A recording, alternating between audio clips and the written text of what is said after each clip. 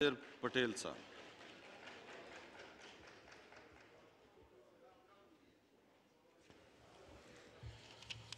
शुक्रिया सर।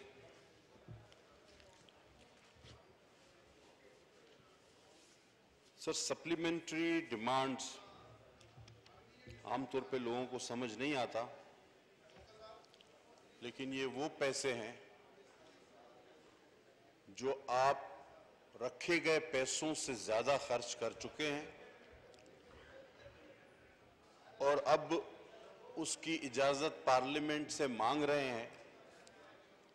हालांकि वो आप पहले ही खर्च कर चुके हैं, लेकिन उस पर मोहर चाहिए आपको, उस पर मर्जी चाहिए आपको पार्लियामेंट की कि वो आपके इस जुर्म में बराबर की शरीक हो। आमतौर पे इसके ये माने बनते हैं। अक्सर ये गुज़िश्ता हुकूमतें भी लाती रही। वो हुकूमतें तो थी चोरों की सब, वो हुकूमतें थी डाकुओं की जिनको जेलों में भी डाला गया, जिन पर मुकदमात भी चल रहे हैं, जो गिरफ्तार भी हैं, जो नजरबंद भी हैं। लेकिन ये हुकूमत तो फरिश्तों की हुकूमत है। इसका तो पहला नारा ही ये था, बचत, ऑस्टेरिटी, अवाम का पैसा जाया ना हो। 1 रुपया बढ़ता है तो इतने अरब डॉलर कर्जा बढ़ जाता है, और पेट्रोल इतना 1 लीटर पे 1 रुपया बढ़ जाता है तो गरीब की जेब पर इतना अरब का बोझ पड़ जाता है। जनाब, ये फरिश्तों की हुकूमत। और सप्लीमेंट्री तो देखिए, खरबों में इजाफे पैसे चाहिए। सर, इंडस्ट्रीज में 35 बिलियन, अब ये बिलियन कहने में बड़ी आसानी है। सर, ये कहा करते थे कि 100 अरब डॉलर हर साल मनी लॉन्ड्रिंग हो जाती है। रिकॉर्ड की बात है। तो 2 साल तो आपको हुकूमत में हो गए और 200 अरब डॉलर तो आपने बचा लेने चाहिए थे। इतना ही तो कर्जा आपने लिया है IMF से, तो आपको तो कर्जे की जरूरत ही नहीं पड़नी चाहिए थी। आप कहते थे 15 अरब रुपए रोजाना करप्शन होती है, 365 दिन साल में होते हैं, 2 सालों के जमा करके 15 अरब रोजाना के लगा लीजिए। आपके पास तो पैसों की कमी ही नहीं होनी चाहिए। वो तो चोरों की हुकूमत थी। और फिर अपनी किसी बात पर कोई शर्म नहीं, कोई सोचो विचार नहीं कि जी कर्जा तो 2 दिन में खत्म हो जाएगा। 100 अरब इधर मुंह पे मार देगी, 100 अरब उधर मुंह पे मार देगी। वो तो नहीं मारे, बल्कि उन्होंने सुन लिया था IMF वालों ने, उन्होंने वो बजा बजा के मुंह पे डॉलर मारे हैं। खुदा की कसम, मुंह लाल कर दिया। अब सर, फेडरल FBR, जिसका काम ही रेवेन्यू कलेक्ट करना है, वो पिछले साल तो गया टारगेट से आधा पीछे। इस साल भी पूरा नहीं उतरा और आगे भी कभी पूरा नहीं उतरेगा।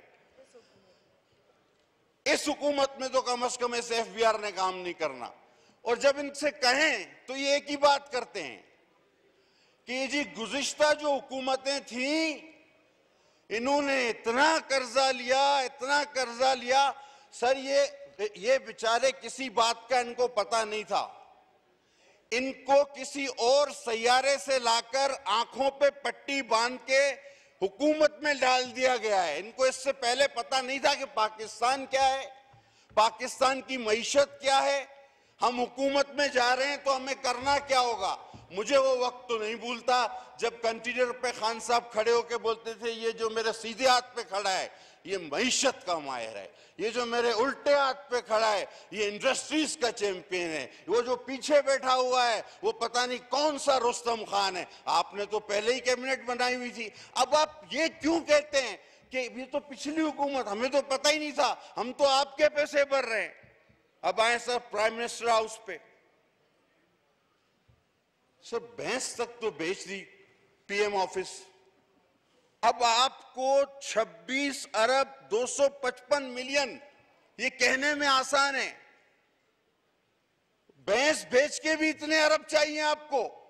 अब तो भैंस का चारा भी नहीं खरीदना आपने, आपने तो बचत करनी है। तो आप तो कहते, ये एक बात हुई कल परसों कि जी फलां दौरे पे गया इतने अरब खर्च हो गए, फलां दौरे पे गया इतने अरब खर्च हो गए। खान साहब $67,000 में दौरा करके आए। खुदा के वास्ते और खुदा की कसम, इससे ज्यादा पैसे खर्च करो उन दौरों पर, लेकिन उन दौरों में जाकर कश्मीर का सौदा न करो, 10 बार ज्यादा पैसे खर्च करो। अब आइए सर, हमारे बड़े सीनियर पार्लियामेंटेरियन ने कल, उन्होंने मुक्के लहरा लहरा कर कहा कि हम अपनी आइडियोलॉजी नहीं बेचेंगे, हम अपने नजरियात नहीं बेचेंगे। सर कौन सी आइडियोलॉजी और कौन से नजरियात नहीं बेचेंगे? जो नून में जब आप थे वो आए नजरियात नहीं बेचेंगे, वो तो आपने बेच के आप पीपल्स पार्टी में आ गए। या आप पीपल्स पार्टी वाले नजरियात नहीं बेचेंगे जिसको बेचकर आप पीटीआई में आ गए, और अब जो पीटीआई में आपके नजरियात हैं वो आगे जाने तक आप नहीं बेचेंगे।